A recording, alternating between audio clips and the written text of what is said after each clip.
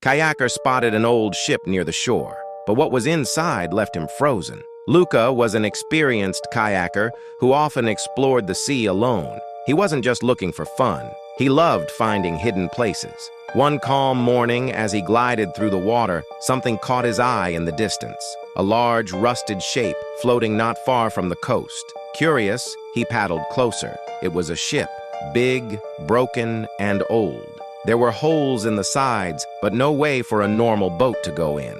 Luckily, his small kayak could fit. Luca wanted to see what was inside. He left his paddle behind and used his hands to guide himself into the cracked hull. But what was inside shocked him. Inside the ship was dark and quiet. Sunlight came through the cracks in the metal, lighting up the rusted walls. The air smelled of old salt and metal. Everything looked like it had been frozen in time.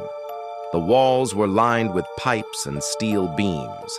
Some were broken, others hung loose. Strange shapes stuck out from the floor, gears, chains, and pieces of old machines. They were covered in rust and green algae. Luca moved slowly, careful not to touch anything. One wrong move could tip the kayak or cut him badly. He floated deeper into the ship. Every sound echoed. The kayak creaked. Water dripped from above. He saw a huge metal frame in the middle of the room. It looked like part of a giant engine. Then he noticed a metal plate on the side. It read, Harland and Wolff. His heart raced. That was the same company that built the Titanic. Luca stared at the engine. It was massive, with 6 giant cylinders. Everything was still, silent, but it felt like the ship was hiding something. He looked around, wondering what this place had seen during its time.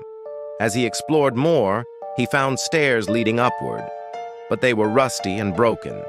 There was also a ladder on the side wall going up to a dark shaft. Luca thought about climbing it, but decided not to. It looked too risky. He stayed in the kayak and kept moving through the flooded lower deck.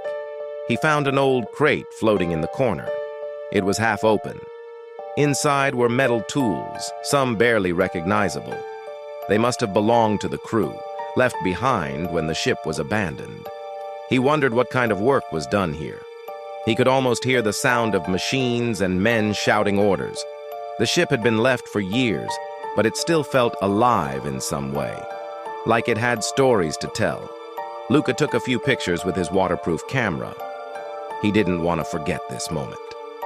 Finally, he turned around and started to head back.